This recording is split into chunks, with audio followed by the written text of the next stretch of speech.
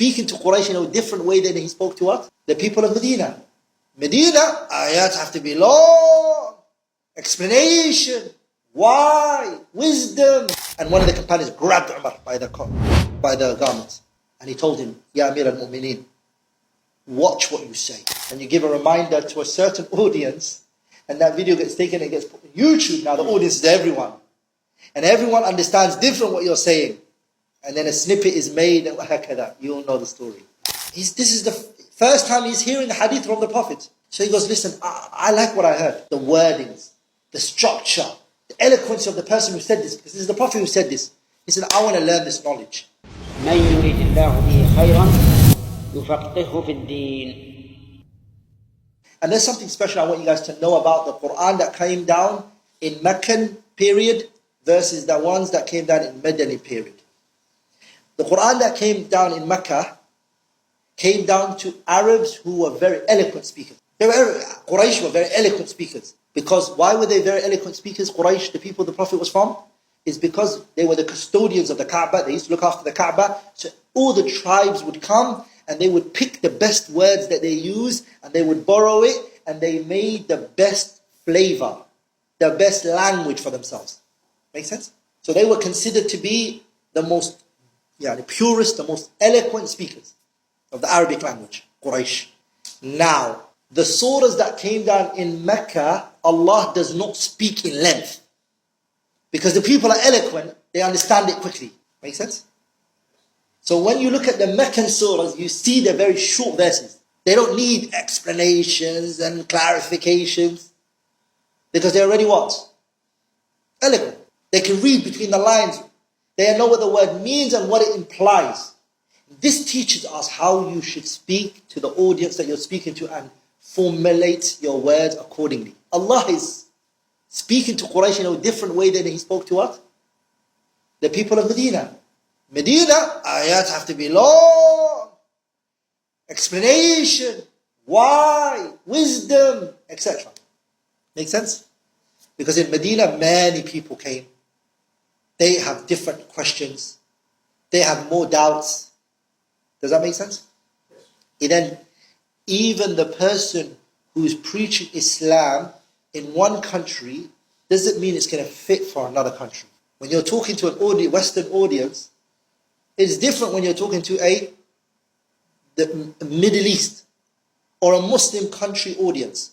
If you just tell them Allah said and His Messenger said, they'll be like, yeah, I take it, I obey, and I listen. That. You speak to a Western audience, they're going to be like, but why did Allah legislate this? They need wisdom and hikam. I want to know why. I want to know why. Does it make sense? So your lecture or your lesson has to be tailored for that audience that you're talking to. This is what the scholars refer to as mura'at muqtada al-mukhatab. Observing your audience and the people that you're talking to. لذلك Umar, when he was doing Hajj, this was the time of his Khilafah. He wanted to give a sermon in Hajj. And the people in Hajj, as you know, everyone is there. This is the Khalifatul Muslimin. Umar stood up, he wanted to do, and one of the companions grabbed Umar by the garments. And he told him, Ya Amir al-Mu'mineen, watch what you say. He said, why? He said, these people are different to the people of Medina that you're talking to. Here, there's all sorts of people listening to you. They are what? All sorts of different people. You can say things in Medina and get away with it. You can't when you say it here. Make sense? So make sure what you say that is tailored for the people that you're saying it to. Umar said, okay. He withheld from the whole thing that he wanted to say, and he held on to it until he went to Medina. And why? Medina, the scholars were there. The people who studied with the Prophet were there. So when he talks to them, they can appreciate and understand where he's coming from.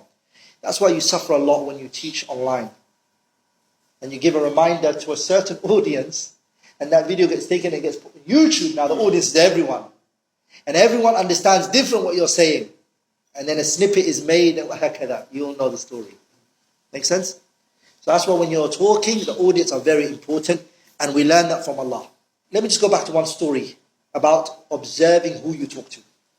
There was a man, his name is called Abdullah ibn Maslamah al-Qa'nabi. Abdullah ibn Maslamah al-Qa'nabi.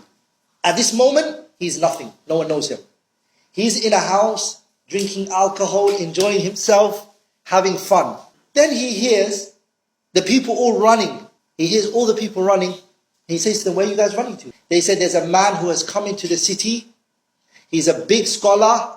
He's knowledgeable. He knows hadith. He's a muhaddith. He's young, enjoying himself, having fun.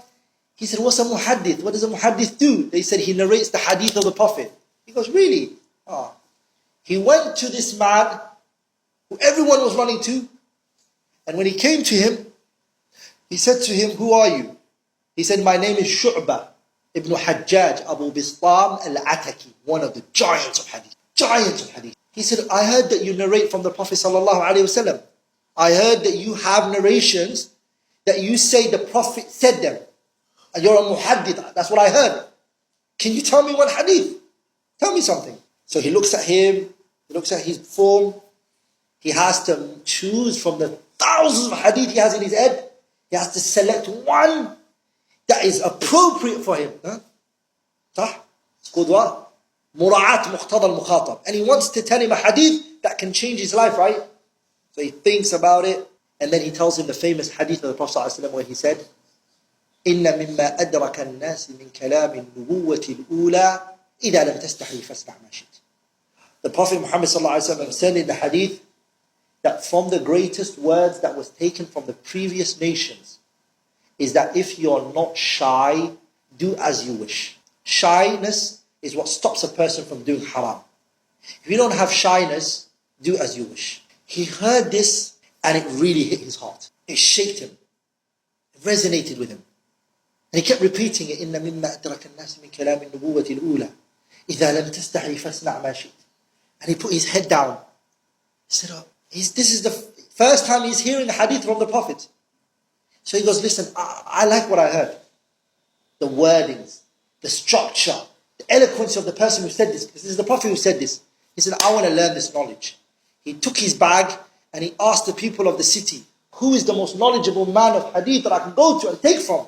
They said, listen, he was the man, the one you just spoke to. But now that you missed that opportunity, go to Medina and there's a man by the name of Malik ibn Anas, Imam Dar al-Hijrah, Imam Malik. Go to him. He said, really? Yes, go to Imam Malik. He packed his bag, went to Imam Malik, sat with him for years until he became one of the giants of hadith, Abdullah ibn Maslamat al-Qanabi. He's one of the narrators of the Muwatta. He's one of the scholars who has narrated the Muwatta from Al-Imam Malik rahimahullah.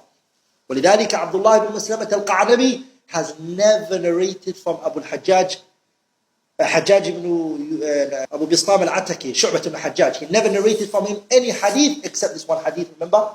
إِنَّ مِمَّا أَدْرَكَ النَّاسِ مِنْ كَلَامِ النُّبُوَّةِ الْأُولَى إِذَا لَمْ تَسْتَحِي فَاسْنَعْ مَا شِئْتَ. Then after that, Shu'bah passed away. So he has one hadith from Shu'bah, and the rest he got it from Imam Malik. Are we all together? So the idea that when you're teaching, your audience and what you're going to say have to be fit. Or else, if they are upper class, learned people, studied, educated people, and you talk to them like they're young, it's a problem. And if they are young, and you talk to them like they're sophisticated, learned people, the knowledge is going to go over their head. So the idea of having knowledge compatible for the audience is exactly what Islam is about. And that's something Allah gave Nabi Muhammad as a unique quality. He was able to do khutbah that the educated person felt like, wow, that was good. And the unlearned person, the Bedouin man felt like, I understand what he's saying. Striking that balance in the middle is what the Prophet was given. He said it about himself, Utitu jawami al-kalim. He said, from the blessings Allah gave me, as I was given eloquence. Allah gave this to him, subhanahu wa ta'ala.